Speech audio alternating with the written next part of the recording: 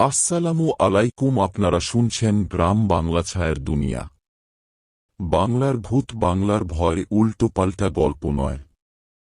আজ আপনারা শুনবেন একটা খুবই সুন্দর গ্রাম বাংলা ভূতের গল্প। পিৎজা ডেলিভারি ছেলেটি। শহরের অলিগলি ঘুরে রাতের ডেলিভারি করাটা সাহিলের জন্য খুব একটা নতুন কিছু নয়।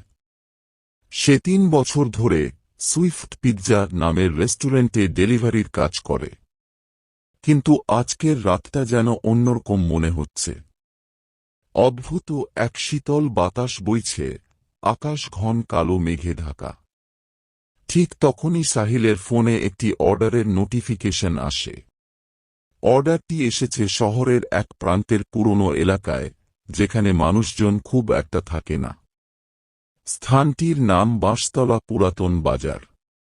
জায়গাটা শহর থেকে বেশ খানিকটা দূরে, যেখানে রাতের বেলা খুব কম মানুষই যাতায়াত করে।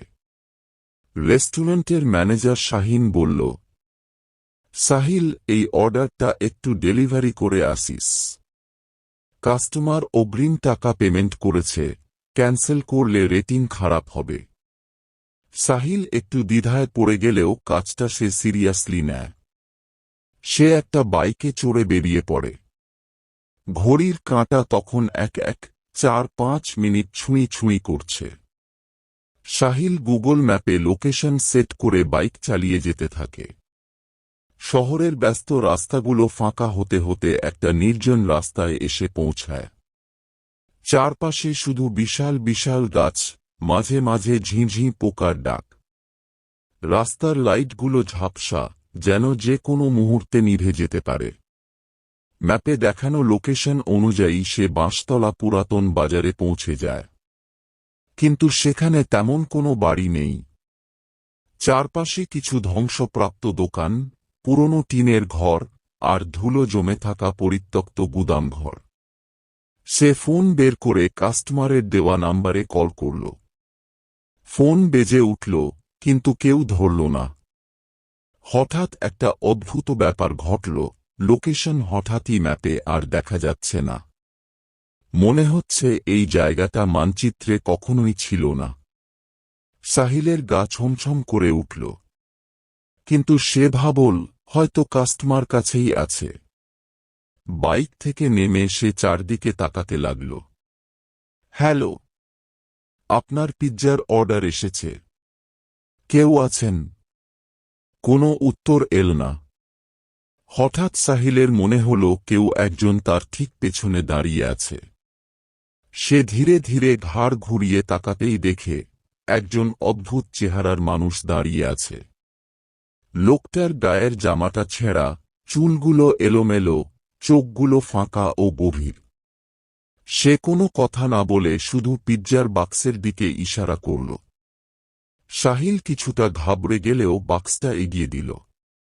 লোকটা খুব ধীরে হাত বাড়িয়ে বাক্সটা নিল, কিন্তু তার হাতটা বরফের মতো ঠান্ডা। হঠাৎই একটা প্রচণ্ড ঝড়ো বাতাস বইতে লাগল। চারপাশ যেন কেঁপে উঠল। বাতাসে ধুলো উড়তে থাকল, চারদিকে এক অদ্ভুত গন্ধ ছড়িয়ে পড়ল, কাঁচা মাংসের গন্ধ। তারপরই লোকটা বলল, তুই চলে যা, না হলে আমিও তোকে খাব। সাহিলের সারা শরীর কাঁপতে লাগল। সাহিল দৌড়ে বাইকের কাছে গেল, স্টার্ট দিতে চাইল। কিন্তু বাইক স্টার্ট নিল না। আবার চেষ্টা করল, কিন্তু কিছুতেই কাজ হচ্ছে না। পেছন থেকে একটা বিকট হাসির শব্দ ভেসে এল। সে তাকিয়ে দেখল, লোকটা আর নেই। তার বদলে পুরো জায়গাটা বদলে গেছে। ধ্বংসপ্রাপ্ত দোকানগুলো হঠাৎ করেই আগুনে জ্বলতে শুরু করেছে, বাতাসে মানুষের কান্নার শব্দ ভেসে আসছে, আর চারপাশে অস্পষ্ট ছায়ামূর্তির আনাগোনা দেখা যাচ্ছে। সাহিল বুঝতে পারল, সে কোনো সাধারণ জায়গায় আসেনি, এটা এক ভয়ঙ্কর মৃত্যুপুরী। হঠাৎ সে অনুভব করল, কেউ তার কাঁধে হাত রাখল। সে ধীরে ধীরে পেছনে তাকাতেই দেখতে পেল সেই আগের লোকটা। কিন্তু এবার তার চোখ দুটো রক্তলাল, মুখ থেকে রক্ত চুইয়ে পড়ছে। তুই চলে যেতে দেরি করে ফেলেছিস। সাহিল প্রাণপণে চিৎকার করল, কিন্তু গলার স্বর বের হল না। আতঙ্কে সে বাইকটা ফেলে পেছনের রাস্তায় দৌড় দিল। তারপর সব অন্ধকার হয়ে গেল। পরদিন সকালে পথচারীরা বাঁশতলা পুরাতন বাজারের ধ্বংসপ্রাপ্ত দোকানের সামনে সাহিলের বাইক পড়ে থাকতে দেখল। কিন্তু সাহিলের কোনো চিহ্ন নেই। রেস্টুরেন্ট থেকে লোক পাঠিয়ে খোঁজ করা হল, কিন্তু কেউই তার সন্ধান পেল না। পুলিশ তদন্তে নেমে জানতে পারল, 10 বছর আগে বাঁশতলা পুরাতন বাজারে এক ভয়ঙ্কর হত্যাকাণ্ড ঘটেছিল। একসময় এখানে একটা ছোট বাজার ছিল, যেখানে মাঝরাতে এক দল ডাকাত ব্যবসায়ীদের মেরে ফেলে সব লুট করে নিয়ে যায়। সেই রাতেই এখানকার সব দোকান জ্বালিয়ে দেওয়া হয়েছিল, এবং এরপর থেকে এই জায়গায় কেউ আসতে সাহস করত না। কিন্তু অদ্ভুত ব্যাপার হল, সাহিলের মোবাইল ফোন পাওয়া গেল, আর সেটার মধ্যে শেষ কলের রেকর্ডে শোনা গেল একটা গা শিউরে ওঠা কণ্ঠস্বর। তোর পিৎজা ডেলিভারি শেষ হয়নি, এখনো তো তোকে খেতে হবে। ভিডিওটা শেষ হতেই ফোনটা বন্ধ হয়ে গেল। সাহিল কোথায় গেল কেউ জানে না। কিন্তু আজও রাত 12টার পর কেউ যদি বাঁশতলা পুরাতন বাজারে যায়, তাহলে নাকি এক ডেলিভারি ছেলেকে দেখা যায়, সে কাউকে খুঁজছে পিৎজার অর্ডার নিয়ে।